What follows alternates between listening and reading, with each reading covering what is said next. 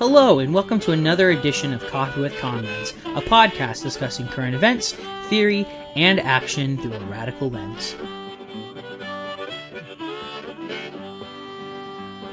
On January 15th, in Tallahassee, Florida, the FBI arrested Daniel Baker, a local leftist, veteran, and a former combat medic with the YPG, on trumped-up charges meant to silence dissent and criminalize community armed defense.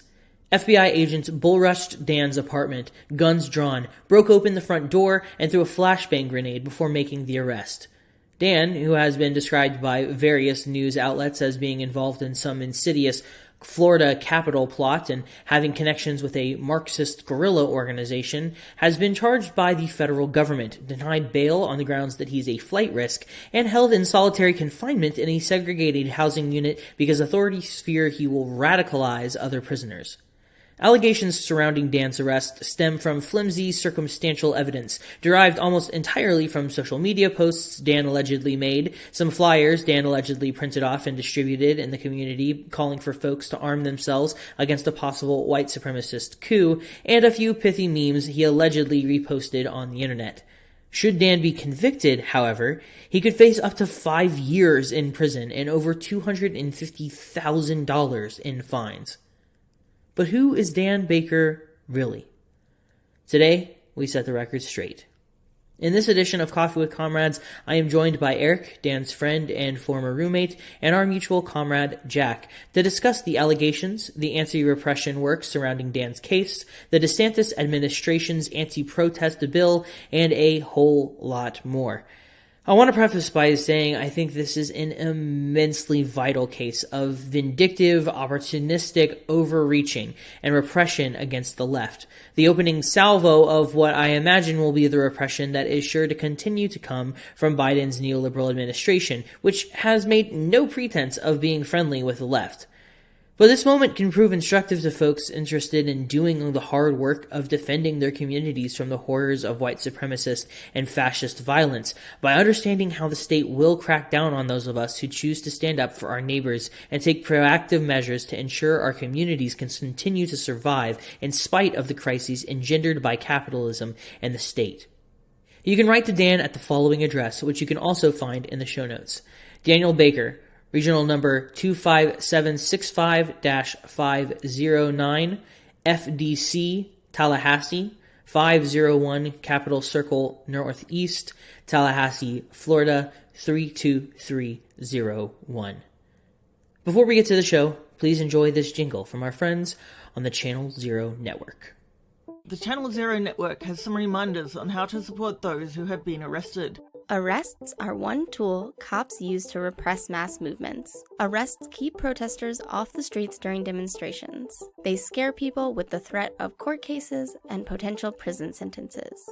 Alone, we feel defenseless against the police and the courts. By providing jail and court support, we can push back against this repression, from the moment our comrades are taken in to the end of their court case. Before heading out into the streets, make sure you and everyone you're with has a contact number written on their body. You'll need to get in touch with someone if you're arrested, and you most likely won't have your personal belongings with you. This number can be the National Lawyers Guild, a group you're currently involved with, or just a friend who's not at the protest. If you see someone getting arrested, call your legal support number with the arrestee's legal name and birthday. If you're in a large city, you may have to determine where they will be taken. Try to find the arresting officer's precinct or unit. This may determine where your comrade ends up. In smaller cities, everyone may go to the same place. If you expect more arrests, try to stay and observe. If not, you should head to the precinct and wait for the arrestee. Once at the precinct, use the legal name and birthday of the arrestee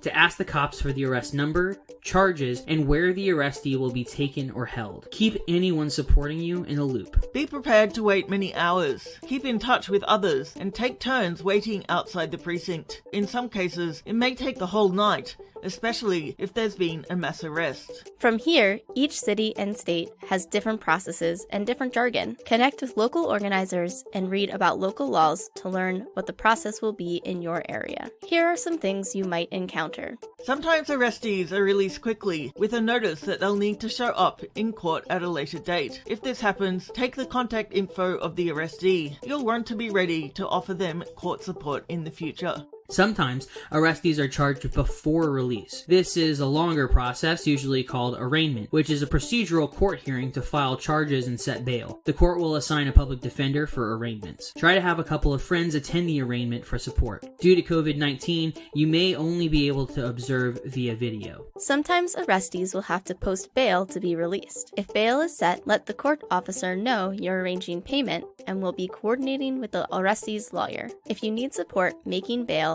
connect with local organizers. There may be a bail fund for protesters in your area. No matter what happens, always relay what's happening to other people offering support. Regardless of the legal situation the arrestee ends up in, you'll need to bring some things with you. People who are getting out may be exhausted or have trouble getting home. So bring snacks, water, aspirin, bus fare, transit cards, and cigarettes. If you have a friend being held, you can bring their favorite snacks.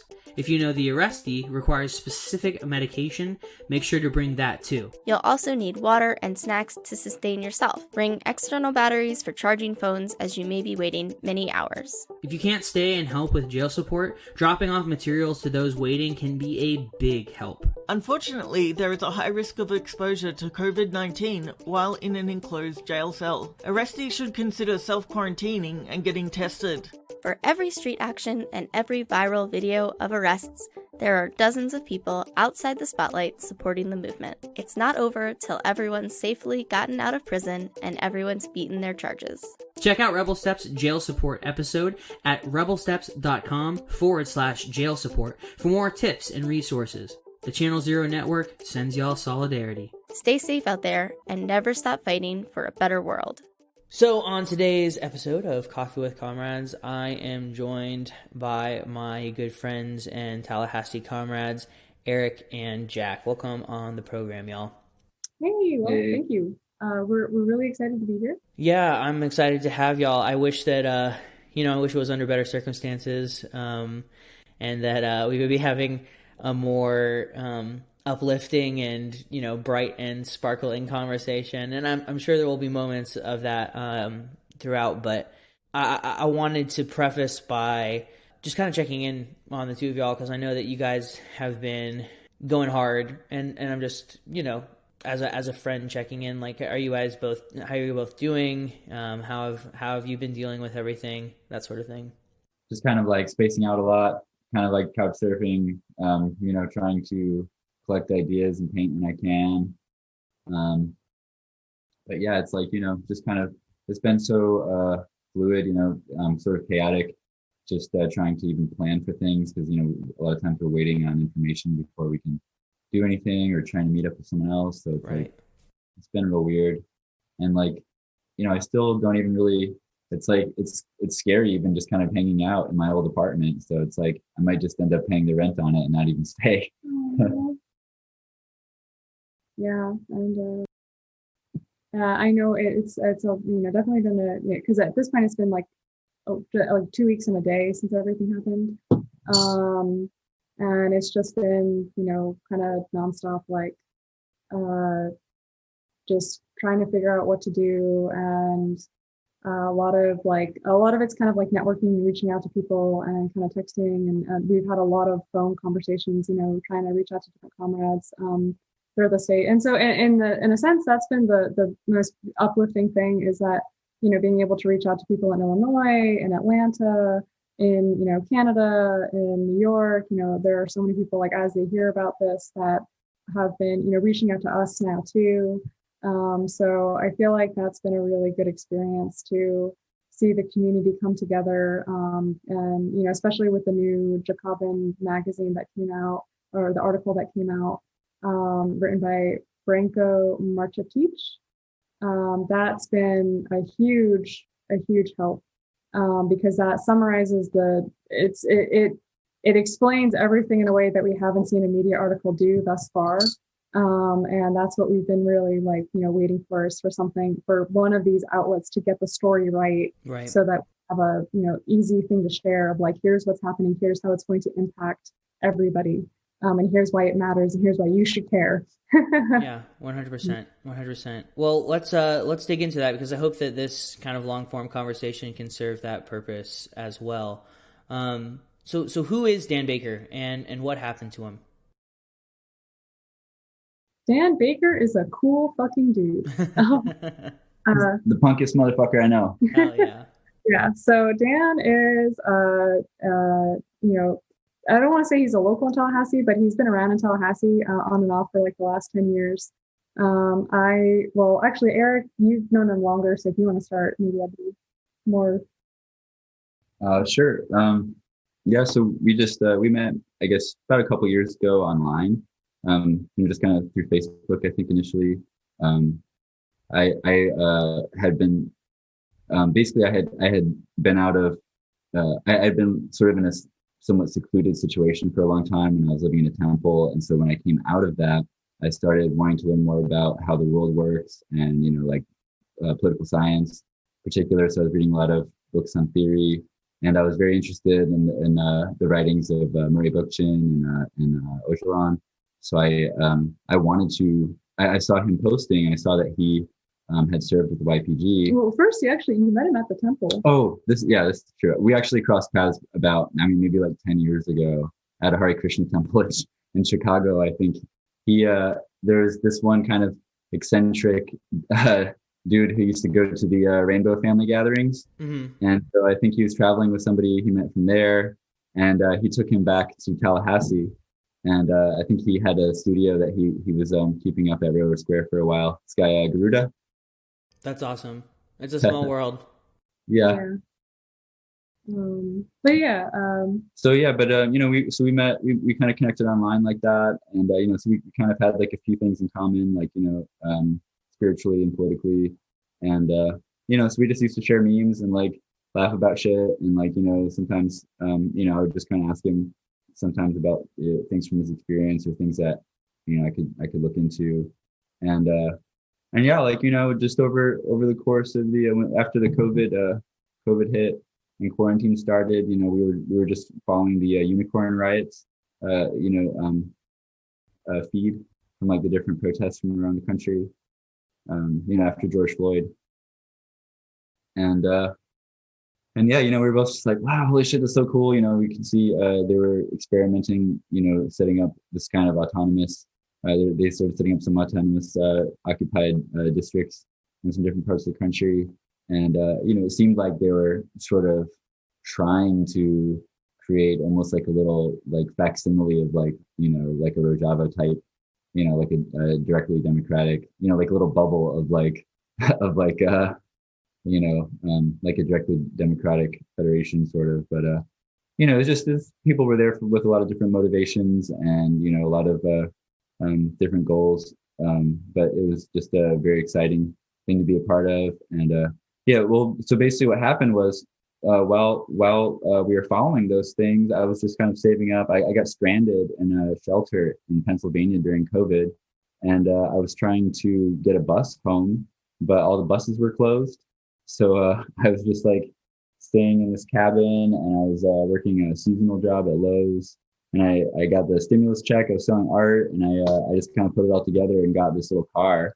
And I reached out to Dan, and I was like, hey, if you want to take a road trip, I'm totally down.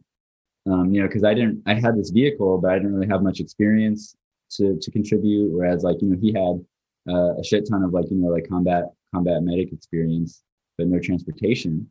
So, I thought we could just kind of collaborate on that, and I could hopefully learn some things along the way. And so then we took this epic road trip to Seattle. We stayed at the Chop Chaz zone for like a couple weeks right before it got shut down, and then we made our way back east. And so he wanted to come back to Tallahassee. This is kind of like maybe where he has like the most roots.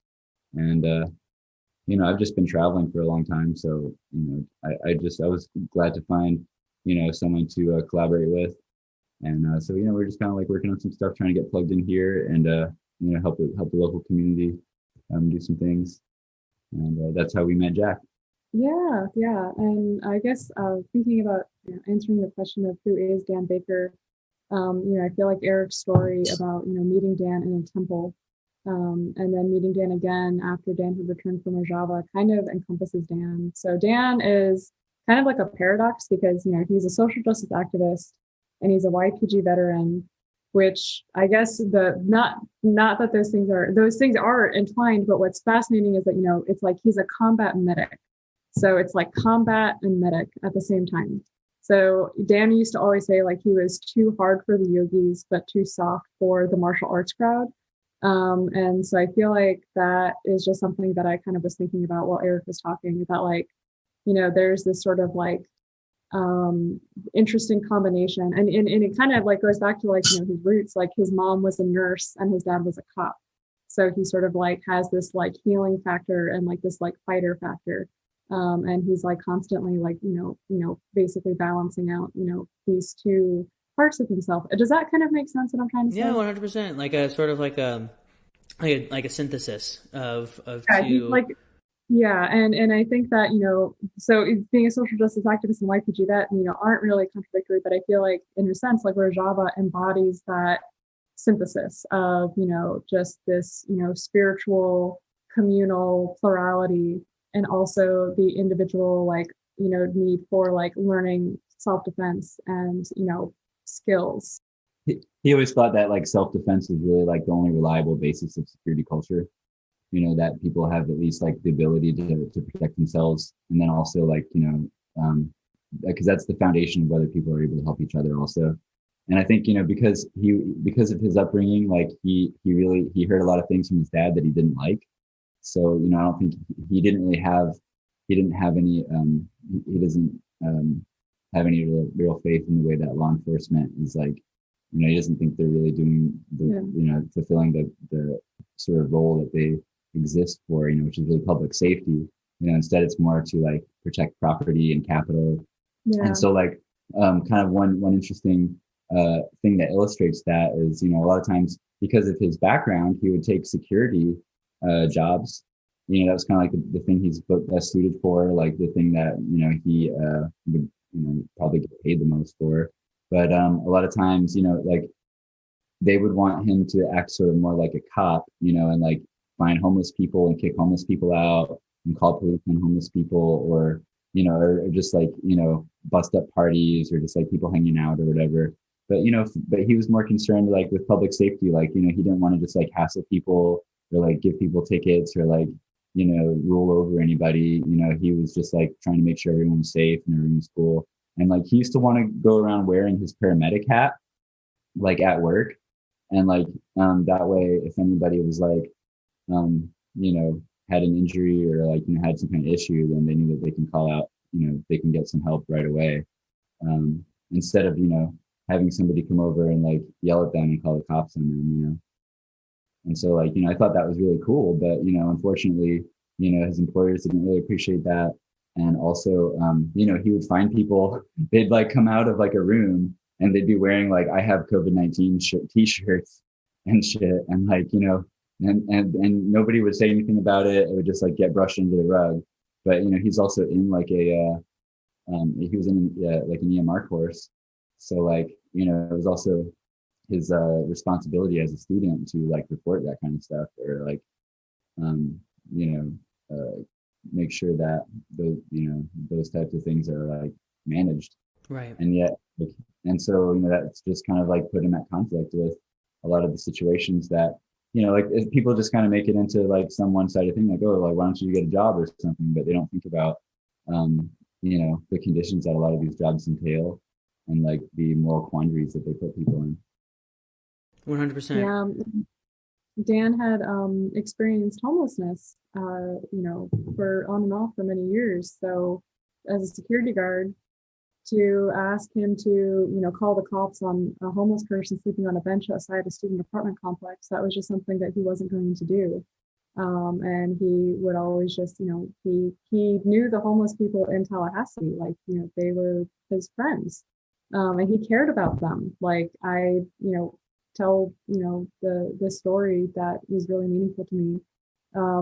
There was one day we were driving, and we were driving by the Target off of Tennessee Street, and Dan noticed that there was a homeless woman who was now sleeping like on a hill across the street instead of like on the bench at the Target that she used to sleep at. And he got very upset because he had said he had talked to the manager at Target and had told them to leave her alone. And he just was upset that she had to relocate, had to sleep in the dirt now, didn't have a bench anymore. And I feel like, to me, that's a really telling story, that Dan notices the most marginalized people in society, because how many people actually pay attention to where the homeless person at Target is sleeping and if they've been moved. Right. I don't think many people do, but Dan does. Yeah, for sure.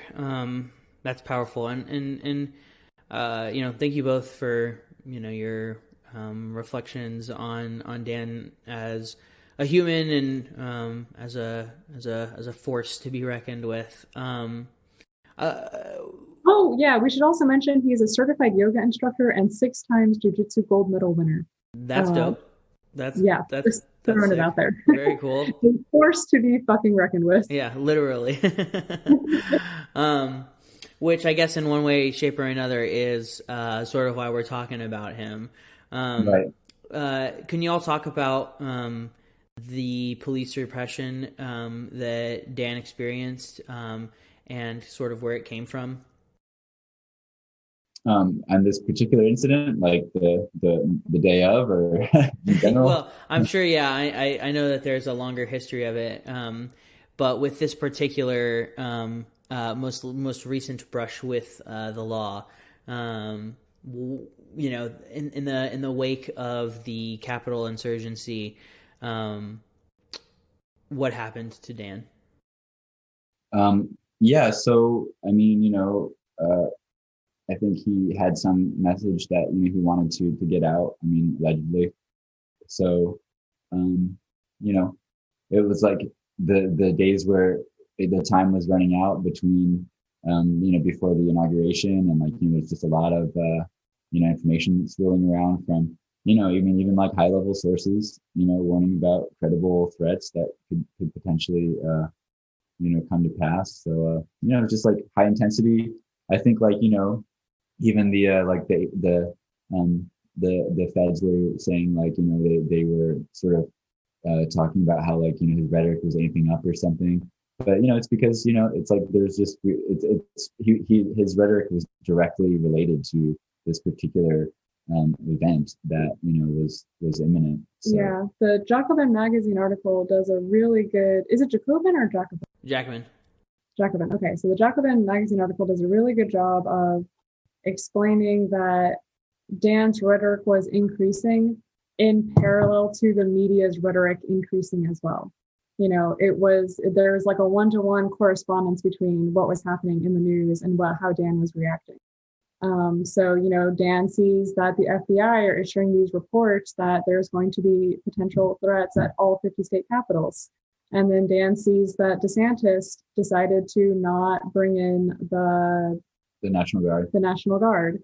And, Dan sees that, there are, GOP officials calling for revolution all over again. And then he sees that there are other government officials saying that people should defend themselves. So Dan's rhetoric was a response to other rhetoric. And I feel like that kept getting that concept was getting lost. I think it was a perfectly rational reaction considering the circumstances. Although I could see how people might object to his messaging. I think, but at the same time, I could understand why a strong message might be what was needed at that moment. And I didn't want to be the one to be to be like, no, stop, or something, because I didn't know it was going to happen either. I've never been in this kind of situation before. Yeah, I don't think any of us have, And Dan has been in this except for him. Yes, I think that's crucially by none of us, I meant the three of us. I'm sorry. I didn't mean to say most people in the United States have never seen war. Most people in the United States have especially never been in a civil war, and they've never seen an attempted coup lead to a civil war. Dan saw all of those things. So, to me, it's a very natural response, and that he is going to take this more seriously than the average privileged person who's living in the United States. And another thing too is like, while I personally would not have worded things the way that Dan worded them, and I wouldn't have worded things the way that Dan worded them, but he didn't say anything illegal. He only spoke from self-defense. And just in his personal life, he only spoke from self-defense. On the flyer, everything was about, the right to bear arms and to encircle people and have the police deal with them. He actually wrote that, let them deal with the cops. So there was nothing about him even engaging in people. They might have also taken the photographs as being like sort of inflammatory or something, but I think he was just making the point. Like, he used these photos of of police officers being killed by the rioters at in DC, because it was like, hoping that they would see that and be like, hey, like, these guys could hurt us as well. So like, we might need, some help containing all this, and just kind of like making sure this doesn't get out of hand. Yeah, and that's another point I want to touch on is, Dan was using photographs to, try to, get people to take, allegedly. Was allegedly using photographs, but in his mind, he wanted people to, be aware of what the potential threats if there was a continuation of these attempted coups and insurrections. But then the other thing too is that the media, with the exception of Jacobin Magazine, and there's an article by Tallahassee Democrat that's done a better job too. But the media, when they first started publishing articles, they just had all these pictures of Dan as a sniper, and then they have these pictures of Dan as a sniper next to these flyers, and they're trying to paint this image that he was going to be sniping at people. Like, they wanted this image in people's head, and they juxtaposed the flyer and the images for a reason. 100%. The media has been almost universally, up until very recently with that Jacobin article, has been almost universally like united in lambasting and libeling Dan. Yeah. And I know there were a couple of points that you wanted to set the record straight on, and I think that this would be an excellent opportunity to do so. Yeah.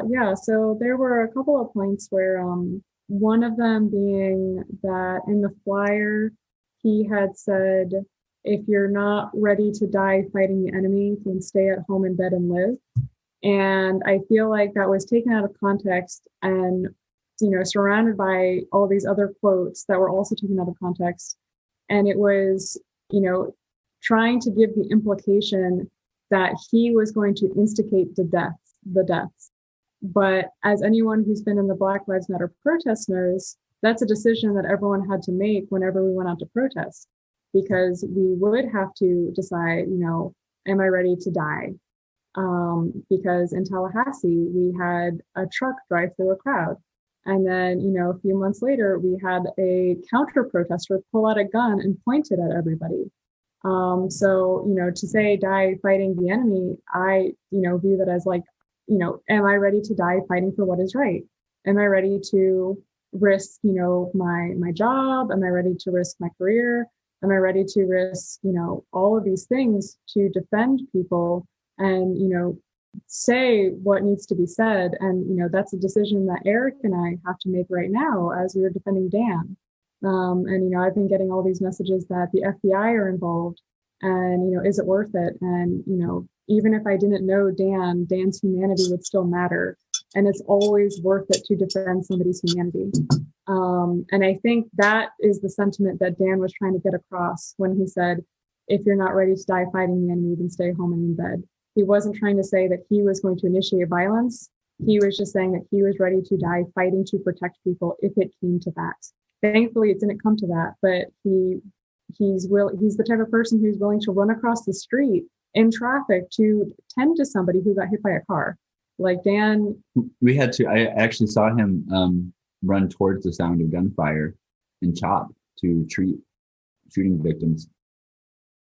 Yeah. And so when Dan says, are you ready to die fighting the enemy? Like, are you ready to run towards gunshots and help people?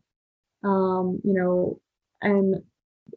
that was one point that I wanted to make. And then there is another quote too that people have been taking out of context where he said, I don't remember the whole thing, so I don't want to get into that one. Can we just leave it at that one? Yeah, absolutely. Just because I would prefer it if I like knew exactly what the other quote said. Yeah, do you want to look it up?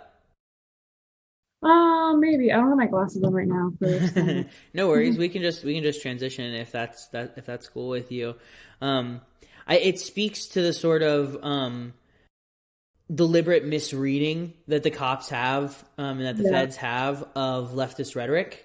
And sometimes it's hard to ascertain whether or not that is a deliberate and willful misunderstanding and like a deliberate misreading to try to paint leftists as criminal agitators so that they can continue to rake in the big bucks from the federal government. 100% believe that. And one of the things that they brought up at the public hearing was a meme, or no, it was just a status where Dan said, What was that? I'm sorry, you broke up there a little bit. Status, but Dan said like, "Fuck it, I'm an anarchist. I want to watch capitalist society burn." And that thing to me is just like, they took that and tried to give the implication that he's going to burn down buildings when literally as an anarchist, you don't have to do anything to watch capitalist society burn. It is already burning. Global warming is happening as a result of capitalism. Right. I told them at the hearing, it was entertaining to sit back and watch capitalism devour itself. Yeah, it's when anarchists talk about, when anybody talks about watching capitalism burn, capitalism is going to implode on itself. Just like the Republican Party right now. Yeah. Or like look at anybody who has not been living under a rock and look at the wall, like what's been happening with Wall Street right now. Like, these capitalism plants the seeds of its own destruction. And it has a crisis that led to the Occupy movement. Like we see that this system is unstable and is gluttonous and is going to explode. So they precipitate all these disasters and then try to gaslight you into some fake confession. Right. 100%. Yeah. And that's sort of part and parcel of the Fed's kind of approach, right? Is to throw all of this repressive state apparatus at you to try and get you to give up and admit your guilt as quickly as possible, right? It's an overwhelming display of force. I mean, we see the same thing, although admittedly much more violently when imperialist forces invade places like Iraq, right? It's how much violence can we bring down upon you and how quickly can we do it? It's the same sort of idea here, except the difference is that it's trying to overwhelm you with evidence that somehow paints Dan as being a violent, insurgent who's going to, instigate terror at home. You also talked about the Huey P. Newton book that they brought up in the trial or in the hearing. There's a couple of things. So the first thing that the prosecutor said is that Dan has been quoted as saying he's going to radicalize prisoners. And that was something that we really wanted to emphasize, is that radicalizing prisoners is not the same on the left as it is on the right. Radicalizing prisoners gets them to understand that prison abolition needs to happen. Radicalizing on the right is, that Dan, they're trying to paint Dan as the leftist equivalent of ISIS when Dan was literally fighting ISIS. Reading from that, this fear of quote unquote radicalization, they bring up a book called Revolutionary Suicide by Huey P. Newton of the Black Panthers. And I think that what they were trying to do is say that he was talking about radicalizing prisoners. He has a book about revolutionary suicide, and they're trying to make this connection that like he's going to be a suicide bomber. And again, they talk about him coming from, fighting in the Middle East. Like there's just all of this. They try to paint the YPG as if it's a Marxist terrorist organization, mm-hmm. even though he's on camera, helping with his unit, rescuing a team of Vice News journalists, that were surrounded in a building, or surrounded by ISIS in a building, and he's on video escaping with the help of U.S. airstrike. Right. Well, it's an intentional erasure of the very, very complicated history of the PKK, which, for better or worse, has done some pretty like heinous things during its time. But that's like, we're talking about a 70-year, legacy of them fighting against genocide, and so like it's hard to equivocate the PKK's long history with Turkey's like genocidal campaign against the Kurds. And it also, I think, really crucially, willfully leaves out the fact that the PKK has since transitioned into the YPJ, the YPG, and a much more confederated, anarchic, maybe anarchic is too strong a word, but directly democratic confederation that allows for a multicultural approach and a multiracial and a multi-ethnic and a multi-religious approach to building society. And multi-gender approach, absolutely, right? And so, like, it leaves out the really crucial history of the transition towards from this like genuinely like Marxist guerrilla organization into a much more robust feminist revolutionary society that it is now, that is, for the record, actively aided and abetted by the U.S. government, right? And so it's a very convenient erasure on the part of the prosecution that is incredibly disingenuous. We were talking about how Hillary Clinton and Chelsea Clinton are making their own television series about the YPJ at the moment, while there are veterans in the U.S. in prison. Please don't remind me. I'm gonna vomit, Eric. That I don't ever want to think about that. But I also want to emphasize that the FBI has not lambasted Hillary Clinton by saying that the YPJ is a sub-affiliate of the PKK, which is a quote-unquote Marxist terrorist organization. Right. It seems like if you're on the left and you're associated with the YPG, that's going to get thrown at you. But if you're a liberal white woman, then it doesn't matter, as long as you come from a position of privilege and power. And also because they're not going to include any of the, anarchistic or, direct democracy principles. They're not going to include any of the anti-capitalistic principles. It's going to be completely watered down. Yeah, it's going to be girl power feminism is exactly all it's going to be, It's not going to have the political theory. But, there's this quote that I keep, saying that I really like is that, the left-wing rage gave us the Weeknd and right-wing rage gave us the KKK. So again, really trying to drive home the point that radicalizing on the left is not the same as radicalizing on the right. I think that this is just, part of preying on the fact that people are either too busy or too disinterested to learn about foreign affairs. And it's the same way that we have, so many people who just like passively support Israel without ever looking into the situation or the Palestinian perspective. We just have people who passively are saying like, Turkey's an ally. I guess that must mean they're the good guys. That's what I was gonna say is that, we talk about, the PKK having started off as a Marxist guerrilla organization, and how it's transitioned and, kind of into a more democratized, and all those, great things that we were just talking about. But we don't talk about why the PKK came to rise in the first place, the PKK came to rise because Turkey was slaughtering thousands upon thousands of Kurdish people. And I know you touched on that, but I'm saying as far as, the FBI obviously didn't touch on that. The media hasn't touched on that. Well, I think it's telling that Trump's position in this whole, Syria situation was to draw out all their support as soon as they pretty much had, the remnants of ISIS fighters sort of pinned down, and thus ended up releasing over 10,000 ISIS prisoners that could no longer be maintained without their support. And so like essentially undid all the years of effort that went into trying to secure that area. And I think it just kind of speaks to the fact that although the far right villainizes groups like ISIS in so many ways, they're actually like more politically affiliated than probably a lot of them even really like to acknowledge. Oh, 100%. I mean, you wouldn't have ISIS without the U.S. government, right? ISIS would not exist without the imperialist war crimes of the U.S. government.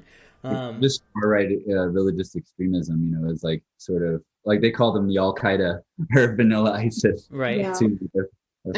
And just one more point on Turkey that I wanted to make is that the UN has a commission report that they did in 2017 documenting the fact that the Turkish military, uses rape as a form of torture against Kurdish prisoners. And this has been documented, like I said, by the United Nations, by Amnesty International, by the Human Rights Organization or Human Rights Watch. So when we think about this idea that the PKK is a terrorist organization and the YPG, by being associated, is a reason to imprison somebody, I think what we have to really think about is the PKK is a terrorist organization because of fighting against Turkey, which is our ally. Why is Turkey our ally if they are raping people as a form of torture? Right. Yeah. Just like with Israel and Palestine. Right, exactly. And to say nothing of the genocidal campaigns of Israel and Turkey against occupied populations like the Palestinians and the Kurds. I think that y'all make some really important points here. And I wanted to just transition a little bit to talking about kind of the current moment that we're at, right? Because we've just experienced 4 years of Donald Trump and his particular breed of far-right reactionary dogmatism. And now we're kind of returning to the sort of neoliberal type of political apparatus that was part neoliberal militarism instead of neo-fascist militarism. Exactly. But that was the part of the Obama administration, right? With this new fledgling Biden administration, and it seems pretty clear to me, and I think pretty clear to anyone who follows these events closely, that the Biden administration is no friend of the left, and has made no pretenses of being a friend of the left, especially when it comes to work of social justice, when it comes to fighting for prison abolition or for police abolition, for when it comes to trying to self-actualize a more just and a more directly democratic society. And so I think that it's pretty clear that with the advent of the Biden administration, we are going to see a very severe crackdown on the left. And I think that in many ways, this arrest of Dan Baker is one of the opening salvos of that type of repression. And so I wanted to get your guys' thoughts on that, and just kind of like where we're at this current moment and how this situation with Dan can kind of speak to, I guess, the temperature of the Imperial Core at this current juncture. Yeah, I think the kind of point is to sort of like frame things in such a way that any kind of officially state sanctioned violence is normalized, whereas any kind of response to that is seen as like some kind of criminal behavior. Yeah. It's kind of like a double standard of justice. And I feel like the crackdown, we talk all the time about how important it is to have intersectionality between gay rights, Black Lives Matter, disability, Indigenous people. We talk about how important it is to find these intersections. And something I've been thinking about recently is where intersectionality still has a hurdle to overcome is whenever it comes to anything dealing with foreign policy and anything dealing with international solidarity. International solidarity and abolishing the system of capitalism. This is goes back has been going on for decades. Martin Luther King was accused of being too radical in the civil rights movement when he criticized the Vietnam War and when he criticized capitalism. And I actually was thinking about a quote recently from MLK. Also, ironically enough, Dan was arrested on Martin Luther King's birthday of January 15th. But Martin Luther King said, it didn't cost the nation anything to integrate hotels and motels. It didn't cost the nation a penny to guarantee the right to vote. Now we are in a period where it will cost the nation billions of dollars to get rid of poverty, to get rid of slums, to make quality integrated education a reality. This is where we are now. Now we're going to lose some friends in this period. So it's just, Dan being somebody who is both involved in these 2 points that are still too far to the left for, too, quote unquote, too far to the left for, neoliberalism.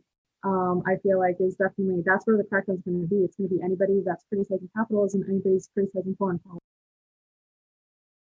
Yeah, well said. Well said. As we're looking down the barrel of the gun that is the next 4 years under this Biden administration, we are unfortunately very likely going to see more and more repression of leftists, especially really veteran members of our communities who have really excellent skill sets like Dan. And so I wanted to pick your brains a bit about what anti-repression can look like, because I've been really encouraged and really uplifted by the type of anti-repression organizing that's gone on in Tallahassee since Dan's arrest.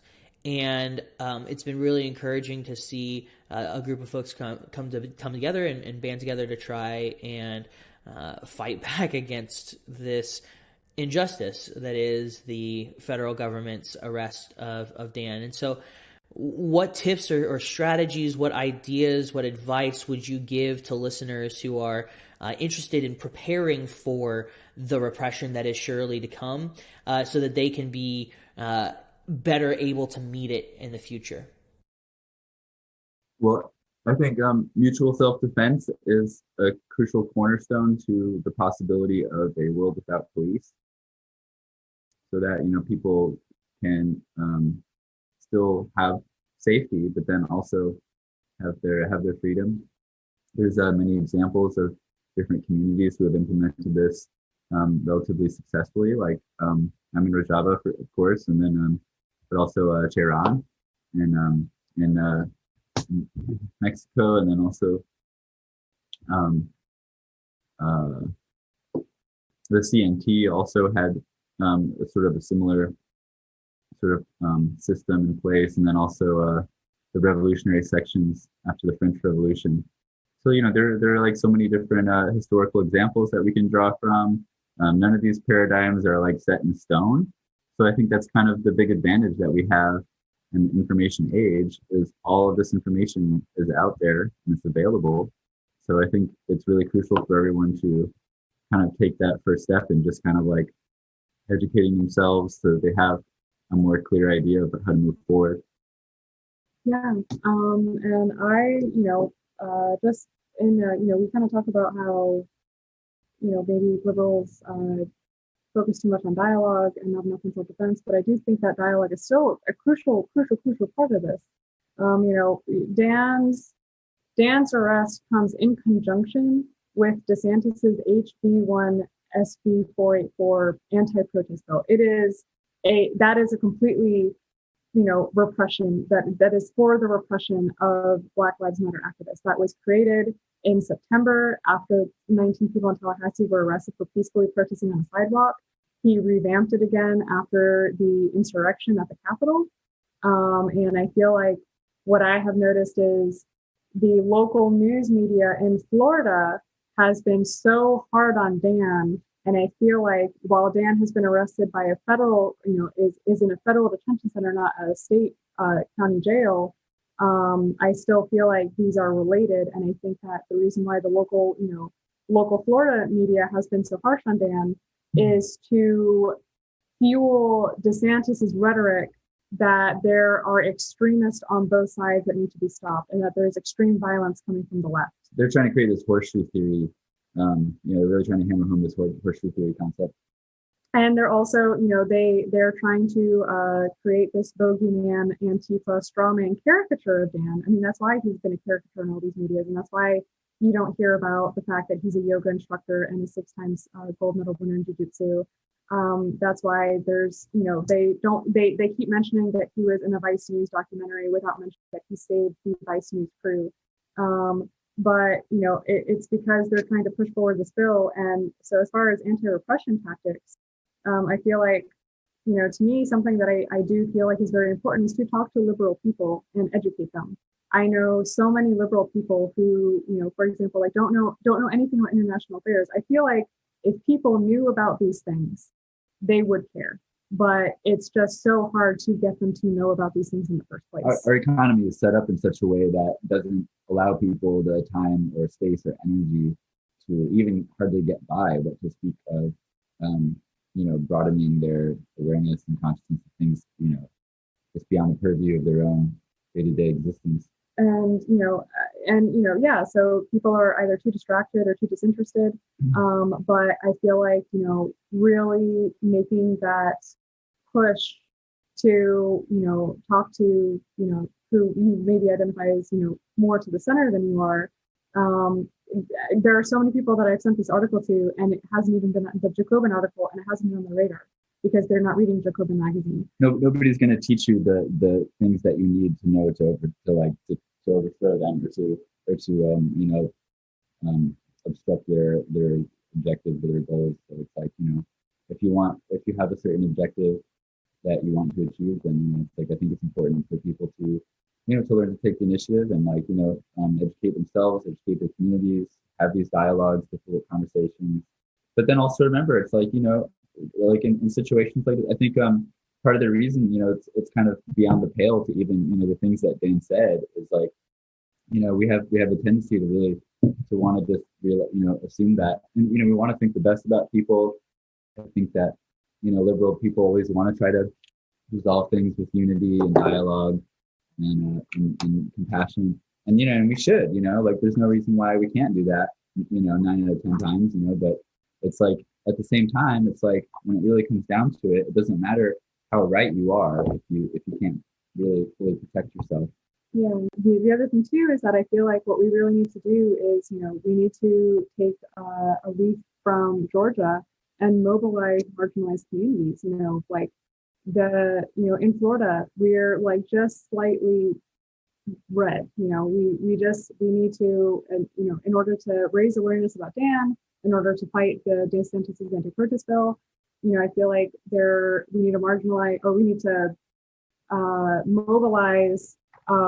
We need to work with our homeless folks, and we need to work with our incarcerated people, and we need to I think a lot about we need to work with our Latinx people. I have a group at the plant called Más Fuertes Juntos, which is a radical Spanish club, because I feel like that's where Florida kind of gets lost, is that you have a lot of Cuban Americans who are so terrified of communism and so terrified of socialism, and that they would rather have Trump as their president, even though he's proven to be xenophobic, as super fucking xenophobic.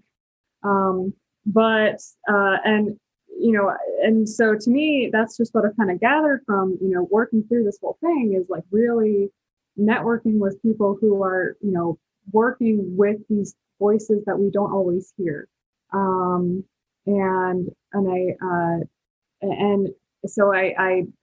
there's kind of like the direct action of like mutual aid, but I also feel like there's still the less exciting and more tedious work of just fighting the bills and the preliminary laws before they actually pass through a public hearing. Or like I was listening to Democracy Now! The other day, and they were interviewing Deborah White-Poon, who worked really hard to fight uranium mining company in Nebraska.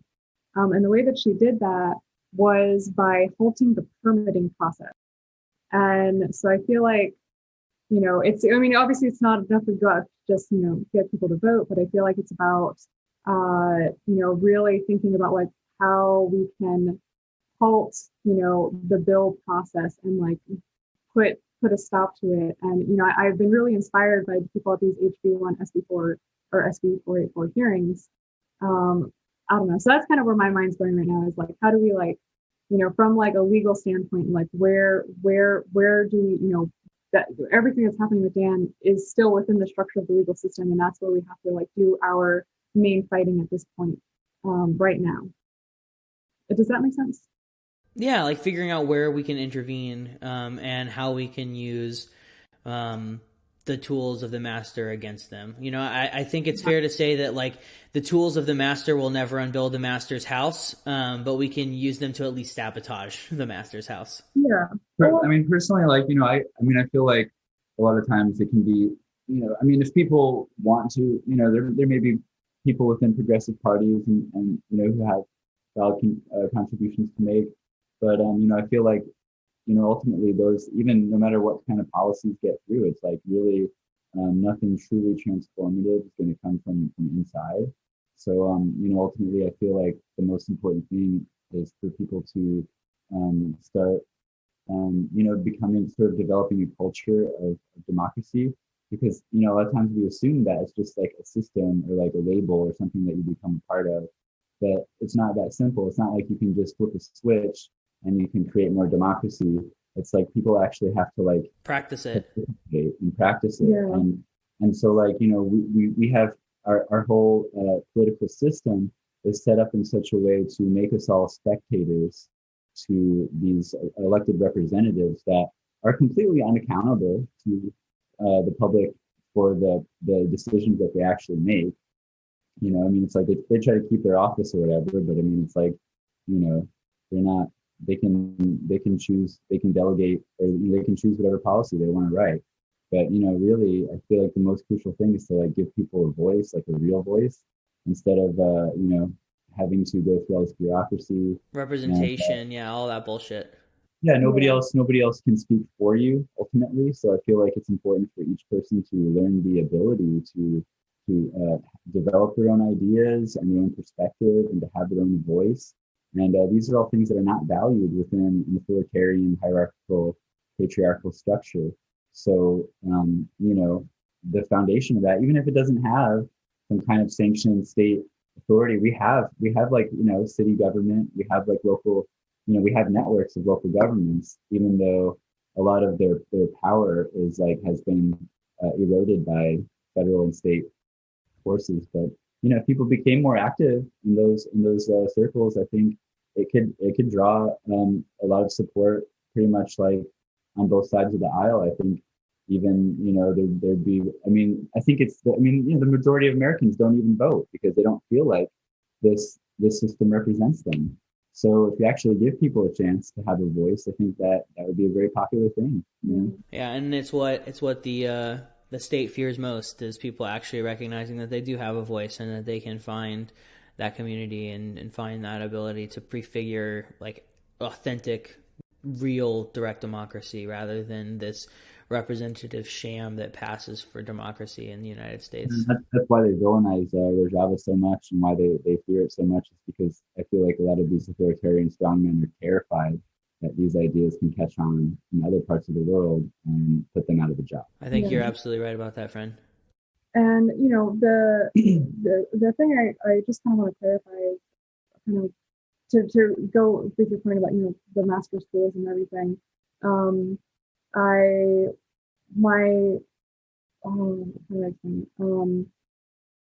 It's kind of like when, you know, thinking about seizing the means of production, and I feel like, you know, I just feel like it's important that everybody, you know, learning what like, I feel like a lot of people don't know about how the laws work and how the legal system works, and how, you know, like Eric was telling me about, there's a book, what is it, about how to stay out of jail, how to survive in jail. Well, there's another book that somebody was telling me that I have a friend who works for the Innocence Project, and she was saying that there's another book. One thing that she was telling me is that, you know, in prisons, they can't read this book about, you know, how the legal system works to get them in jail and how they can use the legal system to get out of jail.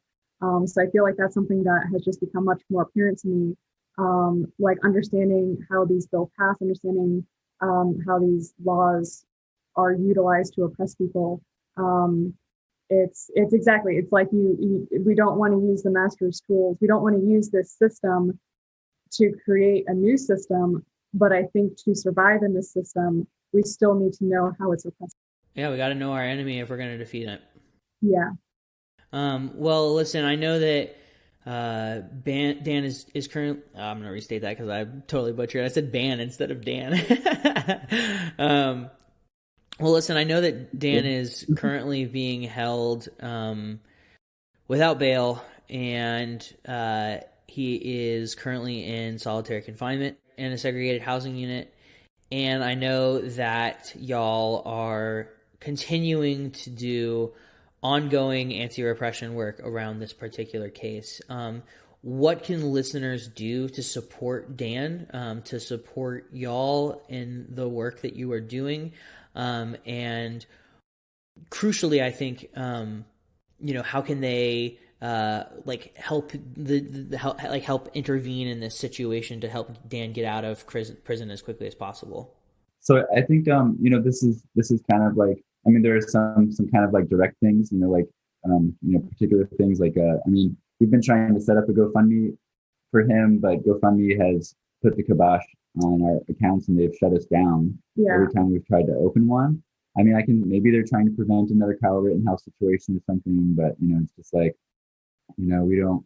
We weren't able to use that. So I think right now I'm just going to be collecting, raising funds on just my Venmo, PayPal, just the whatever apps, and at least until we get the rent taken care of and the space is secured, and then after that, I think we're still kind of casting around looking for some other platform or maybe somebody who knows like a better format to sort of like raise some funds for his legal defense and then also for like re-entry. There's the Action Network is one that I know off the top of my head that might be helpful for y'all. But if listeners have any ideas, if listeners have gotten involved with anti-repression work before, how can they get in touch with the two of you? Yeah, so Eric's Instagram that he set up is Guerrilla Gallery TLH. So this was a project that Dan and I had started as a collaboration. Basically, like I've just been making a living here, just showing. It's not something that I had made up necessarily. Like people do guerrilla galleries all over the place. It's just kind of like when you go and you hang up public art or you like live paint, just kind of like public spaces. And so we were both. I kind of was hoping to bring some more people in and get more people involved in that. And Dan was like one of the first ones who was like, yeah, I'm into it. And he started like painting with me sometimes. And we were having a lot of fun with it. So I got this page, but we didn't really build it up yet. So now I'm just kind of taking it as an opportunity to just kind of embrace this work of prison abolition and just kind of be a full-time thorn in the side at the moment. These institutions who are apparently their job is to harass my friends. So I don't want to make it easy for them. And so basically I'm just going to be posting new artwork and stuff on there that I'm going to use as like a fundraising tool and hopefully get some more creative folks together to do some kind of exhibition to raise awareness. I think we're going to try to do some kind of letter writing group, maybe hopefully this week, because supposedly he has our contacts, but he hasn't been able to reach out or connect with anyone yet. So we don't know what's going on. It's like only his immediate relatives are allowed to visit in person, but both of his biological parents, or both of his parents, are deceased, and then his mother or his stepmom and his brother are estranged. So it's just a really bad situation. Yeah. And one thing also, or a couple things too, to help support, I highly recommend that everyone shares the article from Jacobin Mag. It's called "To See the Danger of a Domestic War on Terror. Look no further than this Florida case" by Branko Marcetic. And the other thing is, people are welcome to, actually, can we pause for a second? I'm trying to say, do you think it would be wise if I put my email address out, or would that be do you think I'd have a potential of getting out of spam? Maybe I won't. So here's the thing. I'll be perfectly frank with you. I've gotten I've been doxxed by Fash because of Coffee with Comrades. So all right, just something to be aware of. Yeah. And I've received off the record, I've received like death threats from people in Tallahassee. So just, be aware of that before putting out that kind of information. Okay, yeah. Then I won't put out my email or anything. So the Instagram is probably the best place. And I recommend that everyone reads the Jacobin magazine article. We'll link to that in the show notes for sure.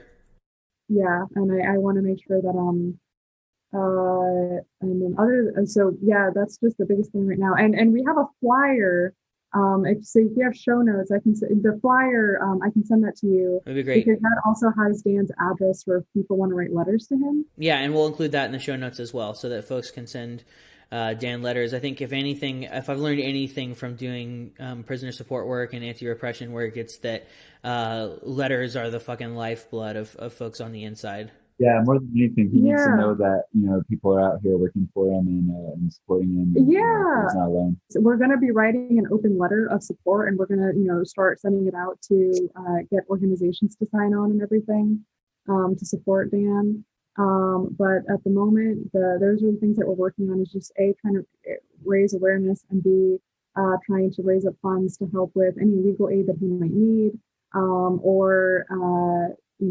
we're happy with his public defender, but it's just still we're hoping we could bring in maybe some other attorneys to assist him. Yeah, we want to kind of have maybe like a coalition. We may have a few options, but we're still looking for more. Yeah, so far none of them have been pro bono, so we just really want to make sure that Dan has all of the resources that he needs. And also he's facing up to $250,000 in fines if he is convicted to the full extent. So they're either like that. I think we're kind of playing on both counts. We need help with legal aid, and then if he is convicted, we need help with paying for his fines, and then just reentry back into the community, because he will obviously not have worked for the time that he's been imprisoned. I mean, it would be cool to I might, because I still have a lot of his the videos, the instructional videos that we made, and some other material that we were both kind of studying. So I'm thinking about trying to zenify some of this stuff and sort of make some little handbooks that can be distributed as a fundraiser type thing as well. So I just have a lot of these a lot of creative ideas to try to for both education and also just to kind of some things that could be useful for people. Love it. Yeah, so at Gorilla Gallery TLH, Eric's going to be selling his artwork, and it's fucking fantastic. So I think that support a local artist while also supporting Dan Baker. Cool. Yeah, I mean, I think it's just it's really important. Also, I was reading a lot of stuff on prison policy, and I just think it's important to that people realize that. I don't think a lot of people know that America has the largest prison system on earth, and that we have I think it's 6 million Americans are under correctional surveillance. It's like a 30th of the population or something like that, maybe. But I mean, some of these things, I mean, I might need to fact check, but also one thing I do remember specifically was that also 70% of current inmates are being held pre-trial before they're even convicted of anything. Like Dan. And that, yeah, exactly. And that contributes to 99% of new jail growth in the last 10 years. It's so fucked. And there's 40,000 homeless veterans in the U.S. Yeah, also incredibly fucked. Our country is more than happy to send people off to kill brown people and to fight and die for its imperialist wars, but neglects to take care of those folks when they come home.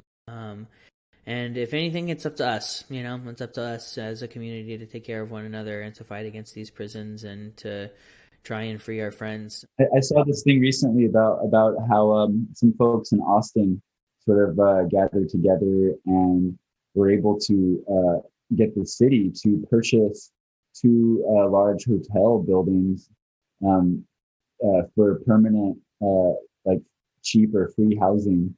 With money from a police budget. That's right. Which DeSantis's bill would make it impossible to do. Right. Yeah. So I almost feel like I would want to push something like that just to defy them or put them, put the pressure on them, because, I think, they're just, the Republican Party right now is just kind of like clinging to whatever, they're just going to try to push whatever authoritarian nonsense they can on people in their like death throes. But, hopefully, if we put the pressure on, then, maybe they'll collapse before they can do much more damage. For sure. All right, y'all. Well, thank you both so much for chatting with me. Again, I wish that it was under better circumstances. But I genuinely appreciate both of y'all for coming on the show and talking with me about Dan's case. I appreciate you on a personal note for the work that you're doing in our community and trying to make our neighborhood stronger and our bonds of fellowship sharper. And so thank you guys for coming on the show, and I hope that we see Dan in freedom soon. Yes, thank you so much, and thank you for having us. Thanks so much, Kristen. And that about does it for this week's episode of Coffee with Comrades. This is an entirely DIY show run by workers for workers. If you like what you hear, you can follow us on Twitter at CoffeeWComrades and Instagram at CoffeeWithComrades. Check out our website, www.coffeewithcomrades.com, and sign up to support our work with a monthly contribution by going to www.patreon.com/coffeewithcomrades. You can find Coffee with Comrades on Apple Podcasts, Spotify, Google Play, wherever you go to get your anti-capitalist propaganda. Be sure to subscribe so you never miss an episode. While you're there, smashing that subscribe button, be sure to rate and review the show as well to help us increase our reach. If you have feedback, criticism, or you'd just like to get in touch with us, shoot us an email at coffeewithcomrades@gmail.com. Until next time, stay wild out there, comrades. The red, white, black, and blue!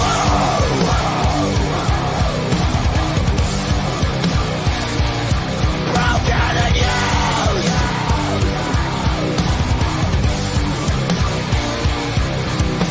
Obsessed with this disease, we put the world on its knees. Obsessed with our needs, while our mouths run and bleed. Each man creates his own definitely gone for the throne. Hoping for heaven, but we're headed for hell. We call this living and we're doing it well. We are a walking cancer. Obsessed with this disease, we want the world on its knees.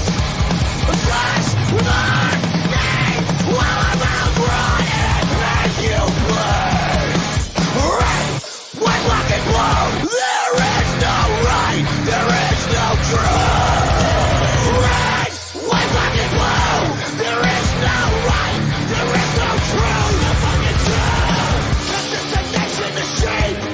Ruled by wolves, owned by pigs, and led by fools. Well, sleep is over, it's time to wake up. The world is burning, all I hear is I don't give a fuck. Each man creates his own definitely gone for the throne. Hoping for heaven, but we're headed for hell. We call this living and we're doing it well. We're the blind leading the sick to die. We're the blind leading the sick to die. Open your eyes.